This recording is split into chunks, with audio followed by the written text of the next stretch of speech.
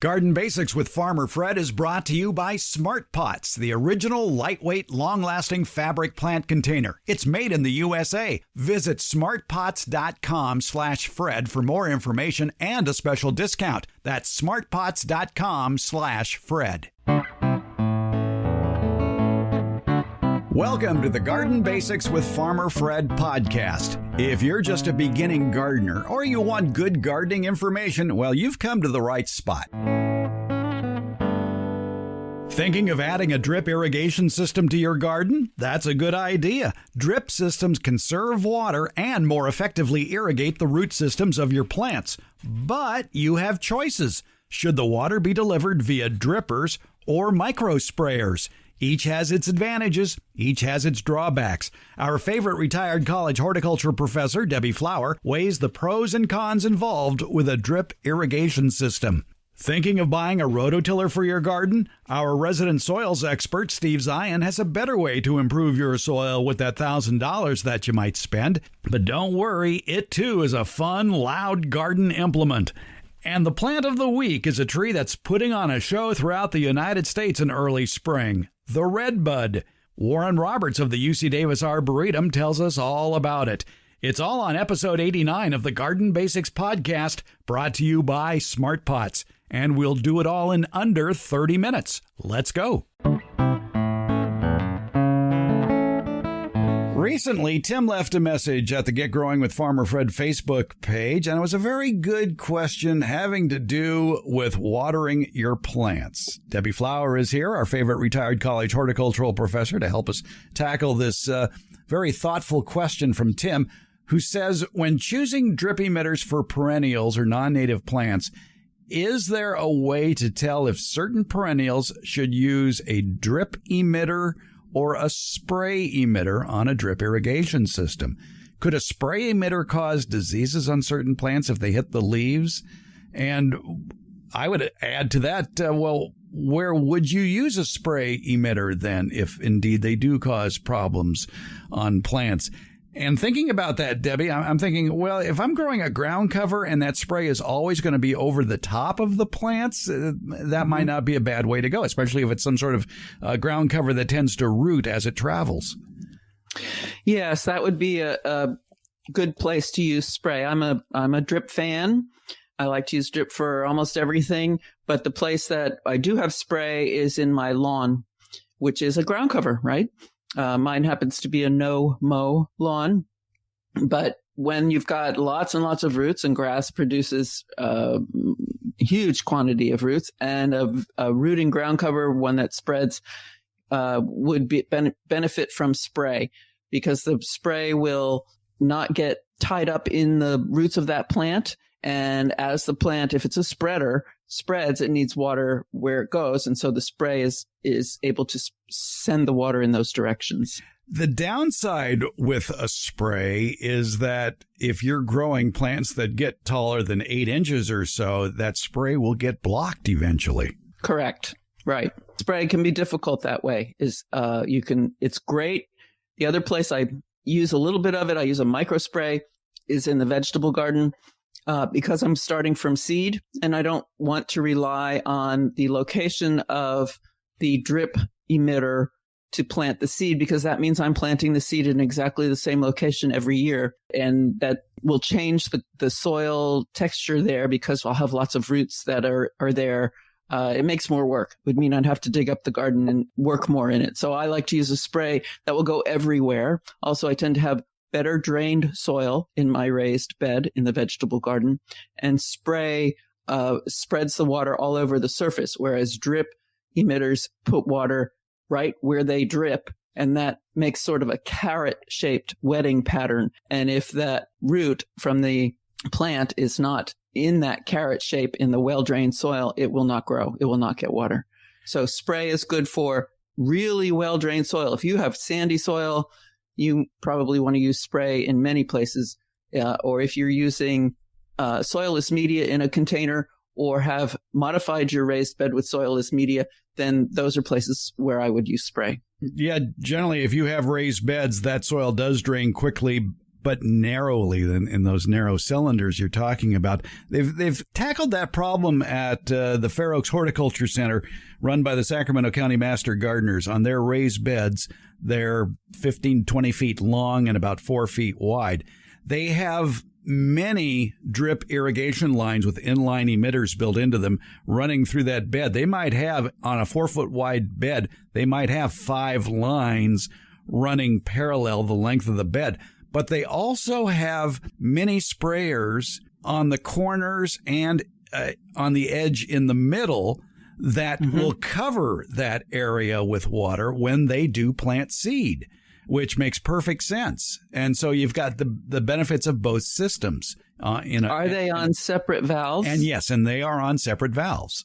That is an excellent idea. I have only the micro sprayers down the sides and in the corners and in the middle on my raised bed, which is also 4 feet wide, and use that all the time in my vegetable garden. Mine is not as big, and I have had success with that. One of the downsides of using micro sprayers is it's attractive to a lot of gnawing critters like squirrels and rats who want the moisture. And if you have 1/4-inch tubing connected to those sprayers, they tend to put holes in that 1/4-inch tubing.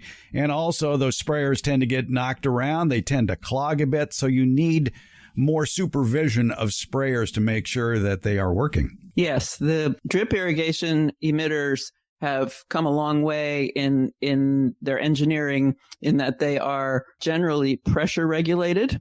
So they're very good for changes in elevation, slope. If you take them up a hill, you'll get just as much water out of the one at the top of the hill as you will at the bottom of the hill. And they are self-cleaning in many cases. The water goes through so fast that the gunk gets dropped out. But you do need a filter at the beginning of the system.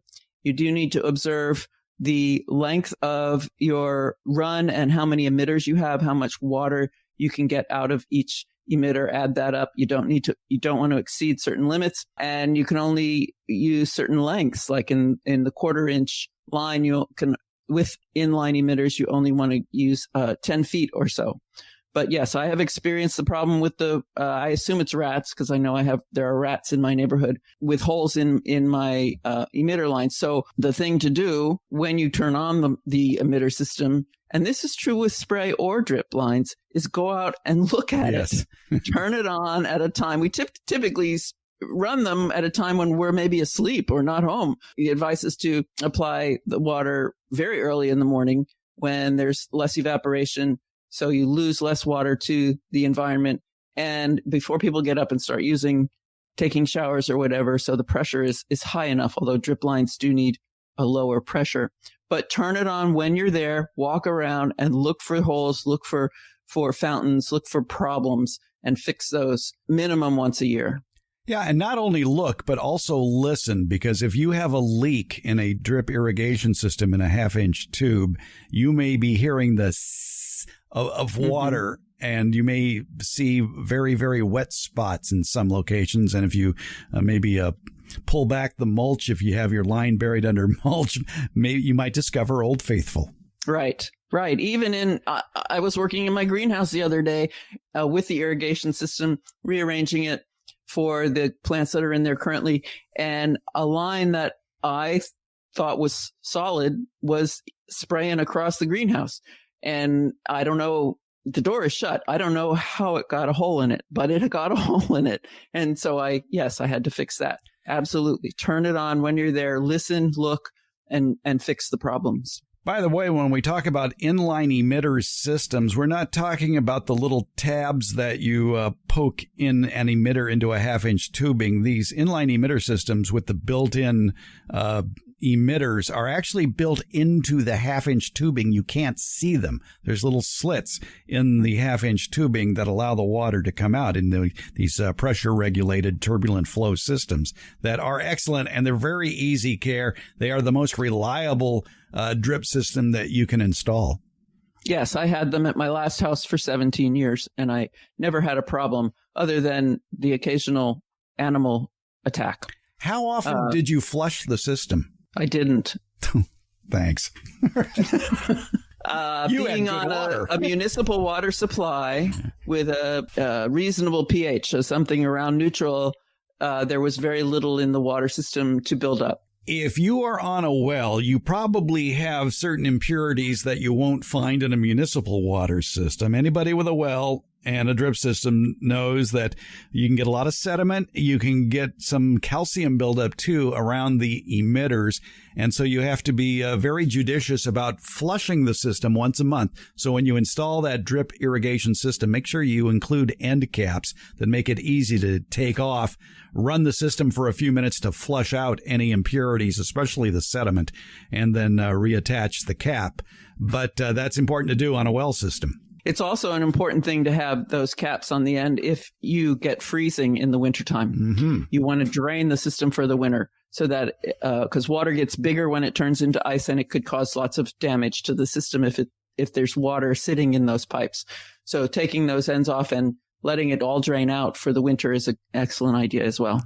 So, Tim, the short answer to your question, and of course, we took the scenic route to get to the answer to your question. The short answer would be we prefer drip emitters to spray emitters. You just have to position the lines close enough so that all areas of your soil have an overlapping water footprint. Yes. And some of the reasons we prefer maintenance, we mentioned, easier to maintain than a spray system, but water conservation, and whether you're in a place like we are where water shortages are a regular thing or not, even if you're in a place where you're getting lots of water, water is a limited supply on Earth, and wasting it is wrong. And so drip lines provide the water at the root zone, and much less is lost to evaporation than it is with a spray system.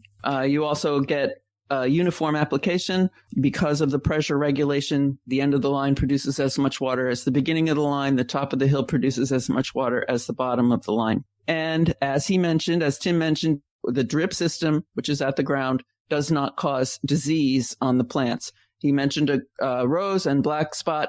Absolutely. If you overhead irrigate many plants, you will get black spot or other fungal diseases on those plants if the water stays there. So time of irrigation, if you are using spray, is very important. Do it in the morning so the plant has time to dry out. But if you can use drip instead, you won't have to face that problem at all.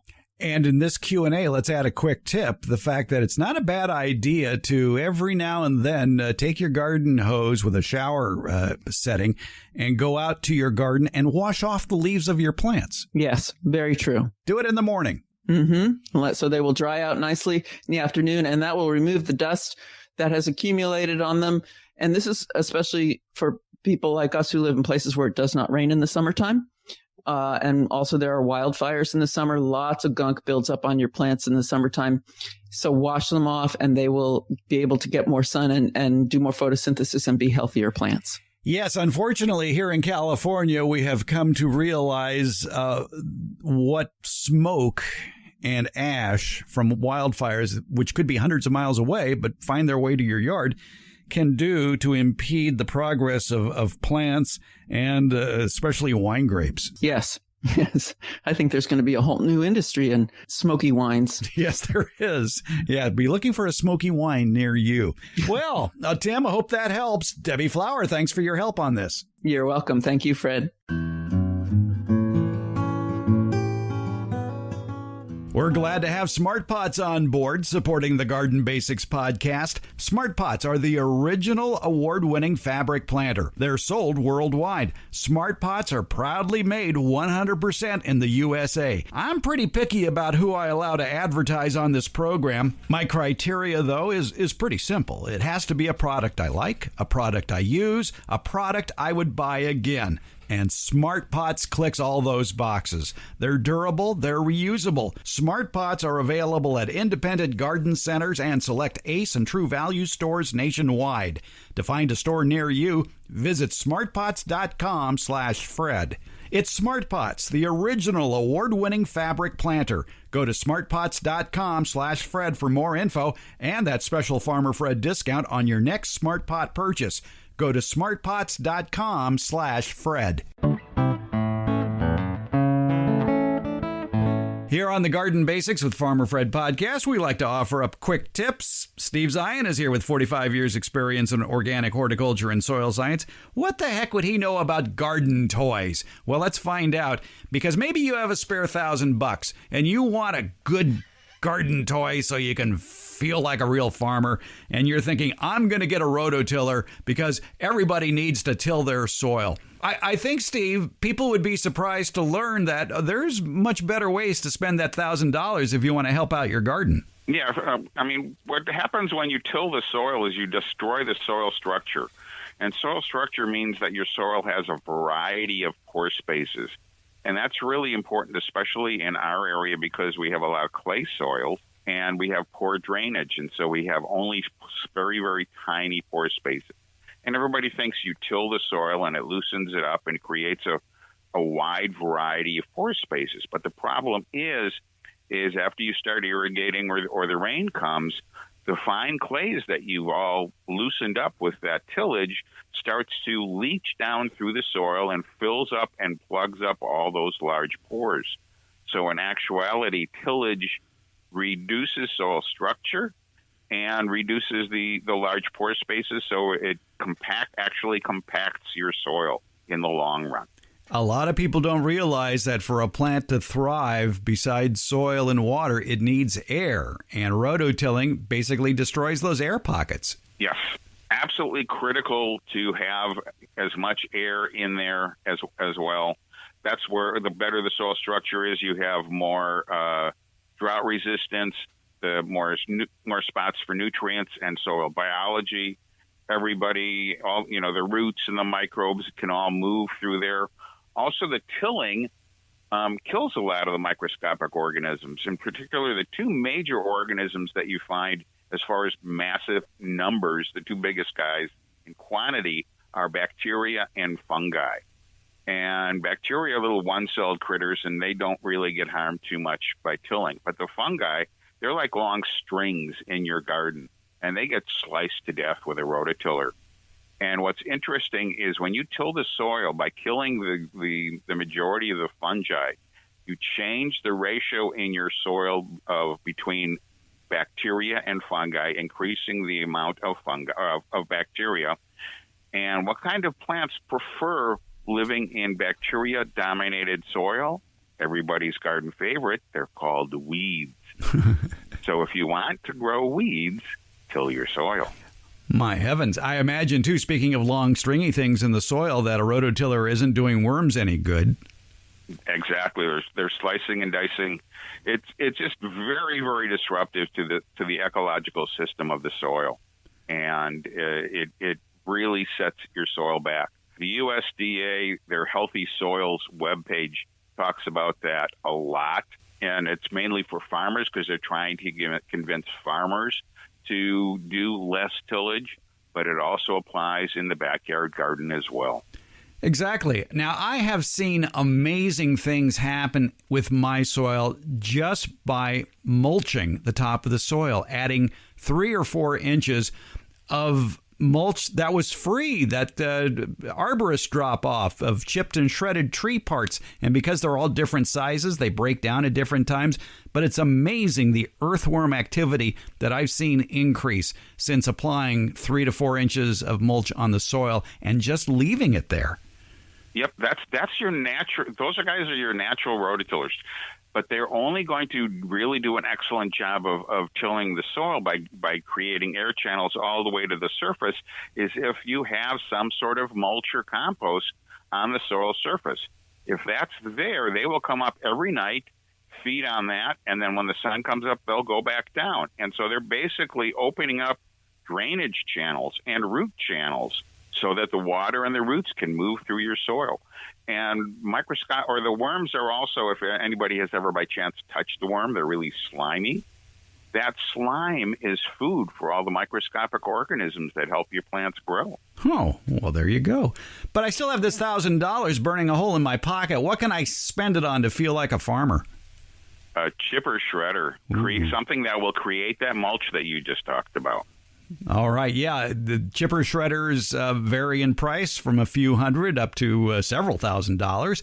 But if you have trees on your property, or your neighbors have trees or shrubs, or you're removing shrubs or portions of trees, why put it in the trash? Put it through your chipper shredder and then put it on your soil. You don't have to dig it in. Just lay it on top of your soil and voila, magic. Exactly. Yeah, you really don't want to, a lot of people, the old school was you want to add organic matter to the soil, and we used to all recommend tilling it in, working it in. I used to have a rototiller, but we've learned that's very destructive to the soil, and you're better off just putting it on top.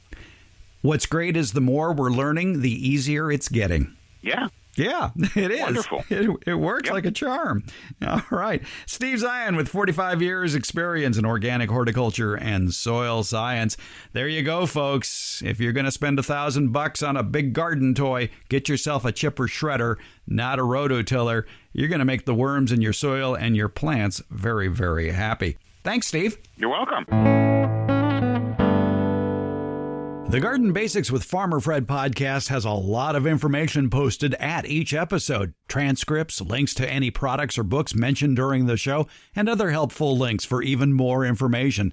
Plus, you can listen to just the portions of the show that interest you. It's been divided into easily accessible chapters. And you're going to find more information about how to get in touch with us. You can leave an audio question without making a phone call. You do it via SpeakPipe. Go to speakpipe.com/garden basics. It's easy. Give it a try. If you're listening to us via Apple Podcasts, put your question in the ratings and reviews section. You can text us questions and pictures or leave us your question at 916-292-8964. That's 916-292-8964. And you can email us, fred@farmerfred.com. And please tell us where you're from, because that'll help us greatly accurately answer your garden questions. Because after all gardening is local. In the show notes, you'll find links to all our social media outlets. That includes Facebook, Instagram, Twitter, and YouTube. Also, you'll find a link to the farmerfred.com website. And thanks for listening.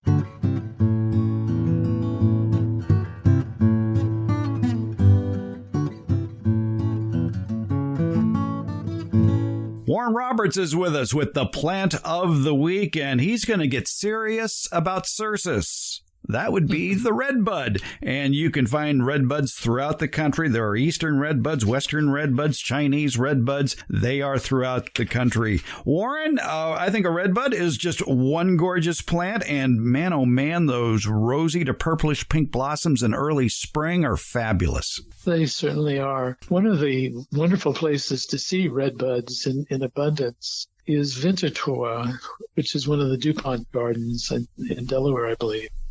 And the owner of Winterthur was particularly interested in the beautiful flowers of the redbud, and also the creamy yellow color of many wildflowers. So when the redbuds are in bloom in Winterthur, that's what you see. Those are the colors. The eastern redbud, as we call it, is a very useful small tree. And of the whole genus, it's one of my favorites because it's so dependable. So it's a beautiful color. The typical color is kind of a slightly purplish pink. Why it's called redbud? Well, before the flower opens, the buds actually are a kind of a maroon red. So I'm guessing that's how it gets its name. There are, I think, about 30 species of redbuds around the world, quite a few. A lot of them in China and in the temperate parts of Asia. But there are also redbuds in Mexico, over much of the United States, and of course the Mediterranean. The redbud of Europe is Cercis siliquastrum, sometimes called the Judas tree. And happy Easter, by the way. Oh, yes. Happy Easter. That tree in Rome is used as a street tree. And it's quite amazing because the flowers will come right out of the trunk. It doesn't have to be on a young stem at all. And that's kind of true of the whole genus. Sometimes you'll have flowers coming out of the main trunk of the plant. Typically also they bloom before the leaves come out, so the color is undiluted, and it's quite an amazing sight to see a grove of red buds or individual red buds, because the color is typically rather strong and very beautiful. I guess our friends in the eastern part of the United States really get to enjoy the Cercis canadensis, which is a true tree form of the redwood, the eastern redbud, because it's a tree that can get to 35 feet tall, whereas the ones that are seen out here tend to be kind of shrubby. Yes, the redbud is native to California and to Arizona, typically are smaller and really almost always shrubby. And sometimes the stem, when it gets, or the trunk, when it gets older, will die, but the plant won't. And the sprouts continue to come up. So you cut back the dead part and then enjoy the new stems. The new stems are traditionally used in basketry in California amongst the Native Americans.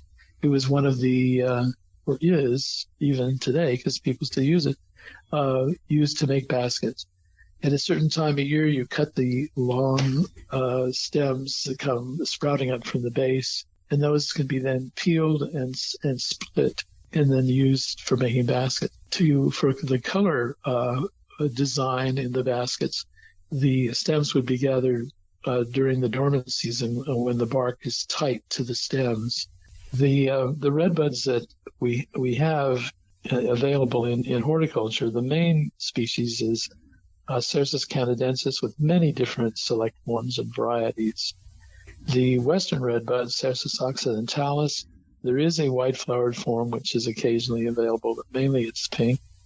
Cercis chinensis is a traditional harbinger of spring in China, and you see it in traditional paintings from China and Japan.